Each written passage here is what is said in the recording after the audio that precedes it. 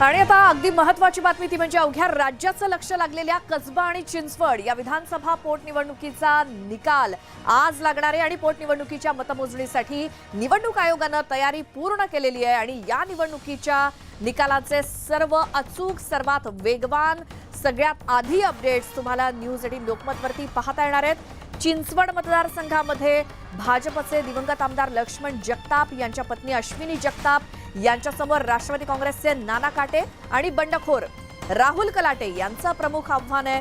तर पुण्यातील कसबा हा पारंपरिक विधानसभा मतदारसंघ राखण्यात भाजपला यश मिळणार की काँग्रेसचे रवींद्र धंगेकर या पोटनिवडणुकीमध्ये बाजी मारणार, या प्रश्नांची उत्तरं आपल्याला आज काही वेळामध्ये मिळणार आहेत। कसबा पोटनिवडणुकीच्या निकालाच्या पार्श्वभूमीवर मतमोजणीच्या परिसरात काही निर्बंध घालण्यात आलेले आहेत। मतमोजणीच्या ठिकाणी विजयी उमेदवारांना मिरवणूक काढण्यास मनाई करण्यात आली आहे। तर आजच्या या पोटनिवडणुकीच्या निकालाचे प्रत्येक अपडेट आम्ही आज संपूर्ण दिवसभर तुमच्यापर्यंत सर्वात आधी पोहोचवणार आहोत।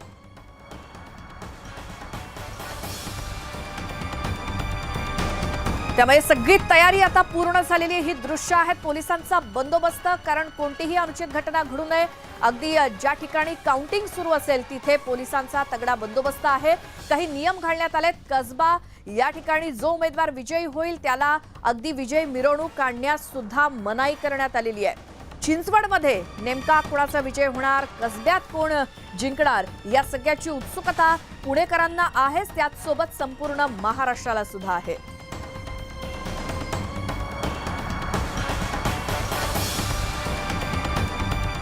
थेट आपण जाऊयात आता पुण्यामधून या पोटनिवडणुकीचे निकाल सर्वात आधी आपल्यापर्यंत पोहोचवण्यासाठी आमचे प्रतिनिधी ठिकठिकाणी अगदी बारीक लक्ष ठेवून आहेत। अगदी सकाळपासून सगळ्या घडामोडींवरती लक्ष ठेवण्यासाठी आमचे प्रतिनिधी चंद्रकांत फुंदे, त्यासोबत गोविंद वाकडे आणि लक्ष्मण घाटोळ संपूर्ण दिवसभर आपल्या सोबत असणार आहेत। सुरुवातीला जाऊयात चंद्रकांत फुंदे यांच्याकडे। चंद्रकांत, तुम्ही कोणत्या भागामध्ये आहात, तिथे मतमोजणी केंद्र कोणतं आहे आणि कशी व्यवस्था आहे?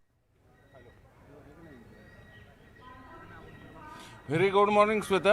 आत्ता मी आहे मतमोजणी केंद्रासमोर। आत्ता आपण पाहू शकतो पाठीमागे सगळी लगबग जी आहे ती मतमोजणी केंद्रावरचीच लगबग आहे। मी सकाळी इथं खरं तसं पाहिलं 5:30 पासूनच इथं बंदोबस्त आहे। लोक ये जा सुरू करतात, म्हणजे जे मतमोजणी अधिकारी आहेत, कर्मचारी आहेत, सगळ्यांना आत सोडले, सगळ्यांना तपासून सोडलं जातं। कारण आपल्याला माहिती मतमोजणी किती सेन्सिटिव्ह वर्क असतं शासनाच्या दृष्टीने, म्हणून इथं सगळा कडेकोट बंदोबस्त आहे। प्रत्येकाची तपासणी करून सोडलं जाते। आतमध्ये कॅमेऱ्याला अलाउड नाही आहे, पण इथं आता गेटवर मी तुला CCTV दाखवेल नेमके ते स्ट्रॉंग रूममधल्या मतपेट्या कुठं ठेवलेल्या आहेत। ते साधारण 8 वाजता मतमोजणी सुरू होईल, त्याची ही एक झलक म्हणूया आपण। अजून मतपेट्या आहेत तिथं ज्या स्ट्रॉंग रूममध्ये ठेवले होते मतदान झाल्यानंतर, तिथंच त्या मतपेट्या आहेत। बरोबर 8 वाजता पोस्टल काउंटिंग सुरू होईल। त्यानंतर शासकीय कर्मचारी जे ऑनलाईन किंवा पोस्टाने मतदान करतात, ज्यांना सहभागी होतात नाही मतदानात, त्यांचं काउंटिंग होईल आणि मग प्रत्यक्ष मतमोजणीला सुरुवात होईल। हे UM ओपन केले जातील सर, त्याचं पंचनामे करू आणि मग 20 फेऱ्यांमधून 14 टेबलवरनं ही सगळी मतमोजणी होईल आणि एक साधारण कल 10 वाजता हातात येतील आणि 12 वाजता एक चित्र स्पष्ट होईल। पण ह्यावेळेस कसब्याची निवडणूक तसं पाहिलं तर दरवर्षी गिरीश बापट एक हाती जिंकतात, पण यावेळेची परिस्थिती अजिबात नाही आहे। कारण ह्यावेळेस बापट आजारी असल्यामुळं तिकीट गेलं हेमंत रासनेंना। खरं तर मुक्ताताई टिळक यांच्या निधनाने हे इलेक्शन लागलेलं आहे, म्हणून टिळकांच्या घरात उमेदवारी मिळावी सगळ्यांची मागणी होती, पण भाजपने ते तिकीट नाकारलं आणि हेमंत रासनेंनी दिलं। तिथूनच खरे इलेक्शन पूर्ण चुरशीची ठरली आणि मग काँग्रेसने रवींद्र धंगेकर हा लोकांमधला कार्यकर्ता दिला।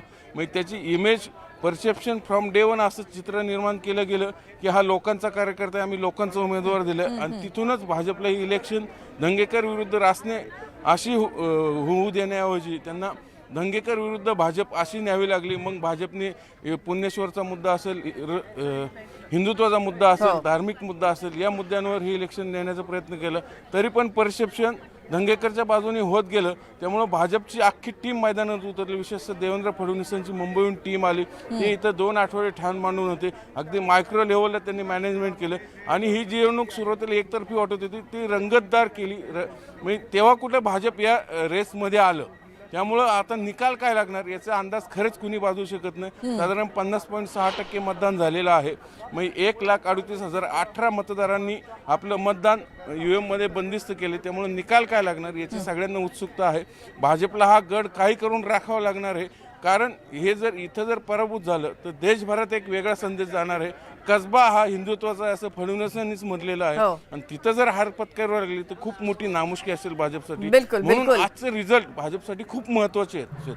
अगदी बरोबर आहे. त्यामुळे सगळ्यांनाच उत्सुकता आहे की कसब्यामध्ये भाजप की महाविकास आघाडी, आणि याचा निकाल अगदी आता आज आपल्याला कळणार आहे. सर्वात आधी न्यूज 18 लोकमतवरती. त्यानंतर आता आपण चिंचवडमध्ये जाऊयात. तिथल्या काही मतदारांसोबत आमचे प्रतिनिधी गोविंद वाकडे आहेत. गोविंद, तिथे सुद्धा 50%च्या आसपास मतदान झालेलं होतं. त्यानंतर चिंचवडमधली जी लढत आहे त्यावरून चर्चा काय सुरू आहे आता? Shweta, good morning. खरं तर आज 2 परीक्षा आहेत. एक तर 10वीची महत्वाची परीक्षा आज सुरू होती आहे आणि या उमेदवाराची परीक्षा आहे ज्याचा निकाल आज आहे. आणि आजची ही जी सकाळ आहे, आजचा दिवस आहे, तो इतिहास लिहिणार आहे. कारण की पोटनिवडणूक होत असताना देखील 50.46% एवढं मतदान झालं. आणि आपण बघतोय की कशी उत्सुकता आहे इथे. निकाला आधीच इथे जे भाजपच्या उमेदवार आहेत अश्विनी जगताप, त्यांच्या अशा पद्धतीने ठिकठिकाणी होर्डिंग लावले. अर्थातच कार्यकर्त्यांचा उत्साह आहे असं म्हणता येईल, परंतु अशा पद्धतीने ठिकठिकाणी होर्डिंग सुद्धा लागलेल्या आहे. पिंपरी चिंचवड शहराच्या मुख्य चौकात उभा आहे आणि इथे बघितलं तर नागरिक जे आहेत ते आता सकाळी सकाळी अगदी चाय पे चर्चा त्यांची सुरू आहे की नक्की कोण विजयी होणार आहे. आपल्यासोबत या शहरातले काही मान्यवर आहेत. नाना, खरं तर मोठी उत्सुकता आहे. सहानुभूतीच्या मुद्द्यावरही ही निवडणूक लढल्या गेली. महाविकास आघाडीने प्रतिष्ठेची ही निवडणूक केली आणि अशा परिस्थितीत ज्या पद्धतीने मतदान झालं ते बघता आज निकालाची काय उत्सुकता आहे? निकालाची खूपच उत्सुकता आहे. सगळ्यात महत्त्वाचं म्हणजे ह्या निकालामुळं शहराच्या राजकारणावरती ह्याचे खूप मोठे परिणाम होणार आहेत. आणि खरं तर ही महापालिका नक्की निवडणुका तोंडावरती आहेत. कोणाच्या हातामध्ये सत्ता, भाजपच्या जाणार की राष्ट्रवादीच्या जाणार, हे ह्या निकालावरून म्हणजे सिद्ध होईल अशी चर्चा सगळीकडे असल्यामुळे ह्या निकालाबाबत सर्वसामान्य माणसांच्यात सुद्धा खूप मोठी उत्सुकता दिसून येते. आणि त्या दृष्टिकोनातून ते सगळं वातावरण सगळं निवडणुकीच्या काळात पण प्रचाराच्या ह्याच्यात पण दिसून आलं आणि आजही मतमोजणीच्या दृष्टिकोनातून ते सगळं वातावरण त्या पद्धतीने दिसून येतं. परंतु श्वेता, सगळ्यात महत्वाचं म्हणजे इथे निकालाची जी उत्सुकता आहे ती याच्यासाठी ताणली गेली की ज्या पट्ट्यामध्ये, ज्या वॉर्डामध्ये सगळ्यात जास्त मतदान झालं त्याची मतमोजणी अगदी शेवटीला होणार आहे. ते एक निकालाची उत्सुकता वाढवणारा सगळा हा नक्कीच. त्यामुळं मतमोजणीचे ज्या पद्धतीने टप्पे पाडले गेलेले त्या ह्याच्यामध्ये की पॉकेट शॉट्स तिन्ही उमेदवारांचे ठरलेले आहेत. राहुल कलाटेंचा एक पॉकेट वोट आहे, एक नाना काटेंचा पॉकेट वोट आहे, एक अश्विनी जगतापांचा पॉकेट वोट आहे. आणि तीनही मातब्बर उमेदवार आहेत. तीनही खूप चांगल्या पद्धतीने प्रचार यंत्रणा राबवली आणि ते त्या पद्धतीने चालणार आहेत. जसजसे पॉकेट वोट त्यांचे खोलले जाणार तसं त्यांचं मताधिक्य किंवा कोण पुढे चाललंय काय होणार. आणि सगळ्यात शेवटी सांगवीचा भाग आहे की जो प्रामुख्याने असं म्हटलं जातं की भाजपचा खूप मोठा बालेकिल्ला आहे. सांगवी, पिंपळे गुरव वगैरे परिसर सगळ्यात शेवटची मतमोजणी तिकडे होणार आहे. त्यामुळे अंतिम क्षणापर्यंत हे साधारणतः वर आणल्या गेलेली आहे. या मतदारसंघाचं दुसरं वैशिष्ट्य म्हणजे इथे तरुण मतदार खूप जास्त होते. तुम्ही कसं बघता या सगळ्या निवडणुकीकडे? आज निकाल आहे. निकालाचं पाहिलं गेलं तर साधारणतः दरवेळेला सांगवी प्रभाग हा नेहमी शेवटी असतो. त्यामुळं इतर उमेदवारांना सुरुवातीला लीड मिळतो आणि हा लीड तोडून भाजपाचे उमेदवार विजय होतात ते पिंपळे गुरवच्या पॉकेट वोटमुळे वगैरे. आणि सुरुवातीच्या काळामध्ये आम्हाला असं वाटत होतं की अश्विनी जगताप यांचा विजय एकतर्फी होईल. त्यानंतर निवडणुकीला 4 दिवस बाकी असताना नाना काटे यांनी प्रचारामध्ये मोठी आघाडी घेतली आणि निवडणुकीच्या दिवशी राहुल कलाटे हे त्यांनी जो सायलेंट जो प्रचार केला तो निवडणुकीच्या दिवशी त्यांच्या कार्यकर्त्यांमधून दिसून आला. तो मोठ्या प्रमाणात हे झालं. त्यामुळं आज नक्की सांगता येत नाही की कुठला उमेदवार विजय होईल, पण धक्कादायक निकाल लागण्याची शक्यता आहे. अर्थातच मताचं खूप मोठ्या प्रमाणात विभाजन झाल्याचं बोललं जाते. चहा विकणारे काका आहेत. काका, खरं तर तुम्ही अनेक निवडणुका या शहरातल्या पाहिलेल्या आहेत, परंतु ही जी निवडणूक होती आहे त्याचा निकाल कसा लागेल काय वाटतंय? काय चर्चा आहे तुमच्याकडे? सगळी लोक येतात. आताच्या निवडणूक जी आहे याच्यामध्ये आता एकच दिसतंय, भाजप आणि राष्ट्रवादी पक्ष यांच्यामध्ये खरी चुरस आहे. आणि त्याच्यापैकी आता कोण येतं ते नेमकं आपल्याला निकाल लागल्यावर कळणार आहे. तुम्ही मतदान केलंय का? कशा पद्धतीनं उत्साह होता? तिथं मतदान नव्हतं. पलीकडे त्या याच्यामध्ये आहे. तुमचं काय आजच्या निकालाबद्दलचं मत आहे? आजच्या निकालाचं जे आहे ते धक्कादायक निकाल लागणार आहे. आता समोर आपण बॅनर बघताय, डिक्लेअर झालेलं नाही तरी भाजपाने असं फ्लॅक्स लावलेले आहेत. तर हे नागरिकांशी काही आता तुम्ही समजू शकताय तेवढंच. अर्थात. तर ह्या प्रतिक्रिया आहेत श्वेता. जर बघितल्या तर सामान्य पिंपरी चिंचवडकरांच्या चिंचवड विधानसभेसाठी मतदान होत आहे, मात्र त्याचा फिवर जो आहे तो सगळीकडे पसरलेला दिसतो. पिंपरी मतदारसंघ असेल, भोसरी मतदारसंघ असेल, आणि या पद्धतीने जे आहे ते निकालाची उत्सुकता प्रत्येक नागरिकांना आहे. आणि मग अगदी सकाळी चहाच्या टपरीपासून याची चर्चा सुरू होतीये. तर संध्याकाळी उशिरा याचा अंतिम निकाल हातात येणार आहे. 37 फेऱ्या होत आहेत आणि त्यानंतरच अंतिम निकाल आज आपल्याला कळेल की चिंचवड मतदारसंघ कुणी राखलाय. बिलकुल बिलकुल. आणि त्यासोबत गोविंद, आपण या सगळ्याकडे लक्ष ठेवून असूच नेमके कल कोणाच्या बाजूने आहेत, कधी पहिला कल येतोय, या सगळ्या संदर्भातले अपडेट आपल्यापर्यंत पोहोचवत राहायचे आहेत, कारण आपल्या प्रेक्षकांना तसं अपडेट करायचे आपल्याला सर्वात आधी. आता आपण थेट जाऊयात पुण्यामध्ये दगडूशेठ हलवाई गणपती मंदिरातून आमचे प्रतिनिधी लक्ष्मण घाटोळ आपल्यासोबत आहेत. लक्ष्मण, पुणे तिथे काय उणे म्हटलं जातं त्याचा प्रत्यय अगदी काल परवापासून आलाय. याचं कारण म्हणजे पुणेकर एवढे कॉन्फिडंट आहेत की आपल्या उमेदवाराचे बॅनर सुद्धा त्यांनी विजयी म्हणून घोषित करून लावून टाकलेले आहेत आणि अगदी निकालाची सुद्धा त्यांनी वाट पाहिलेली नाहीये. त्यामुळे इतके कॉन्फिडंट आहेत पुणेकर. तुमचं काय एकूणच मत दिसतंय, तुम्ही पुण्यामध्ये आल्यानंतर जे काही आढावा घेतला असेल त्यावरून?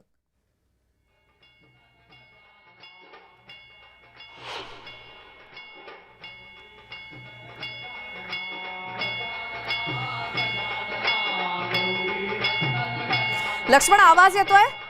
गणपती मंदिरामध्ये आरती सुरू आहे आणि तिथे आमचे प्रतिनिधी आहेत दगडूशेठ हलवाई गणपती मंदिरात. लक्ष्मण, बोलू शकता? श्वेता, खरं तर आता दगडूशेठ गणपतीची आरती या ठिकाणी सुरू झालेली आहे. देशामध्ये आपण बघू शकतो दगडूशेठची विधिवत जी आरती आहे, पूजा आहे, तिला सुरुवात झालेली आहे. हेमंत रासने जे या ठिकाणचे उमेदवार आहेत ते या ठिकाणी थोड्याच वेळामध्ये दाखल होणार आहे. पूर्वी अशा स्वरूपाची पूजा या ठिकाणी केली जाते. खरं तर या मंदिरामधल्या पुजाऱ्यांकडनं जी माहिती देण्यात आली त्या माहितीनुसार हेमंत रासने दररोज या मंदिरात येत असतात, त्या ठिकाणी नतमस्तक होत असतात. मात्र गेल्या काही दिवसांपासून राज्याची जी पोटनिवडणूक रंगलेली आहे आणि त्या पहिल्याच्या पोटनिवडणुकीच्या ही जी रंगत आहे त्या रंगतमध्ये एक महत्त्वाचं स्थान जे आहे ते म्हणजे या ठिकाणी असलेल्या वेगवेगळ्या मंदिरांना देखील आहे. आणि या मंदिरामध्ये नतमस्तक झाल्यानंतर आपला विजय निश्चित असतो अशा प्रकारची भावना या सगळ्या उमेदवारांची आहे. आणि म्हणून हे सगळे उमेदवार पुढच्या काही वेळामध्ये या दगडूशेठ गणपती मंदिराच्या आवारामध्ये या ठिकाणी दाखल होतील. आता या ठिकाणी आरती सुरू आहे आणि ही आरती झाल्यानंतर या ठिकाणी हे सगळे उमेदवार जे आहे ते नतमस्तक होण्यासाठी या ठिकाणी येतील. एकूणच जर आपण बघितलं तर पक्षाची पोटनिवडणूक जी आहे ही वेगवेगळ्या हाय व्होल्टेज ड्रामांनी रंगली होती. Political high voltage drama Shweta या सगळ्या निवडणुकीमध्ये महत्वाचा होता आणि शिंदे गटाच्या बंडानंतरची सगळ्यात मोठी निवडणूक म्हणून या निवडणुकीकडे बघितलं जातं आणि म्हणून सर्व महाराष्ट्राचं लक्ष या निवडणुकीकडे लागलेलं आहे. जी. जर आपण बघितलं तर या निवडणुकीमध्ये विजय कोणाचा होईल? बरं लक्ष्मण, ही आरती संपल्यानंतर आपण बोलूयातच. मात्र धन्यवाद तुम्ही दिलेल्या सगळ्या माहितीसाठी. हे तुम्ही तीनही आमचे प्रतिनिधी आपल्या सोबत आहेत, ते आमच्या सोबतच राहा, कारण क्षणाक्षणाचे प्रत्येक अपडेट आपल्याला घ्यायचे आहेत.